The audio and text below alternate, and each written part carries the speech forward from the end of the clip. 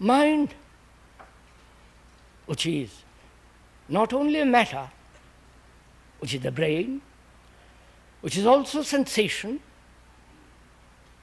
which is also all the things that thought has put into that mind, which is consciousness. In that consciousness, there are all the various unconscious demands. And we are asking, can that totality of consciousness be observed as a whole? Not fragment by fragment. You understand my question?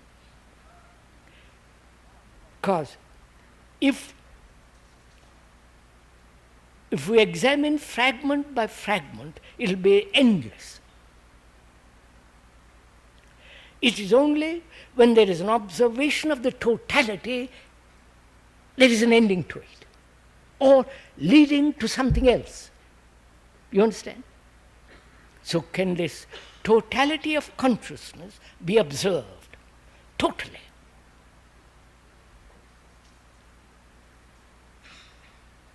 It can, if you will do it, which is, when you look at a map, on a karta, when you see a map, you are looking at it with the desire to go to a certain place. So there is a direction. So when you are seeking a direction, it's very simple. Right? That you are in this town, you want to go to Bern or Zurich or Geneva, whatever it is, and you go, the direction is there. So, to observe the whole map is to have no direction. That's simple. Isn't it? See how simple it is, for God's sake, don't make it complicated. So in the same way, to look at this whole consciousness is to have no direction, which means is to have no motive. Because the moment when you look into a map, you want to go from here to there, you have a motive for going there. You have pleasure, or you want this or that. So, your motive gives the direction.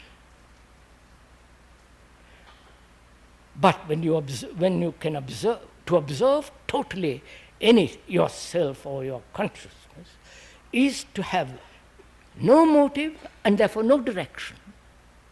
Then you see the whole, as you see when you look at a map wholly. Right? Then you don't misplace Germany where Italy, or Italy where England is. So you look at the whole map when there is no direction, which means no motive.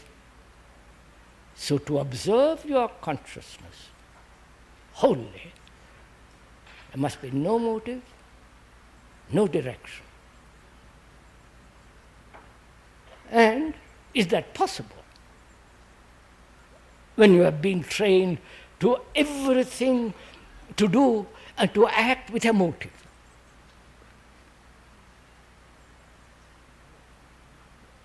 There is no action without a motive. That's what we are trained, what we are educated for.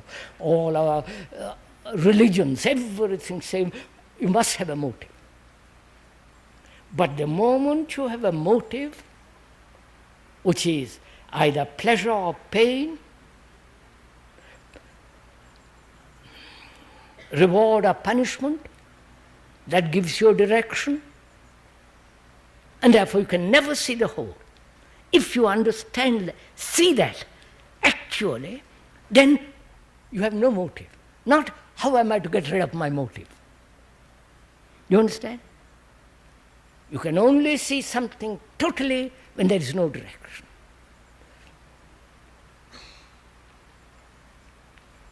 All this is part of meditation, you understand? So that there is no center from which a direction can take place.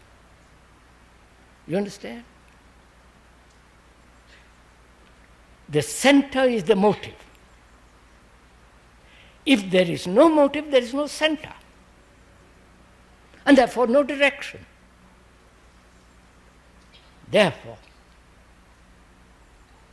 what then? Then there are all these systems of yoga.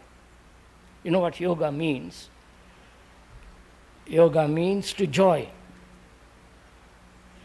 I think, I've been told too, it is quite a wrong meaning. It had originally, as I suspected, something totally different, which is total harmony. Not by doing exercises, breathing, you will get harmony, but the way of living itself is harmony. You understand? And you can only do that when you have understood relationship. You follow?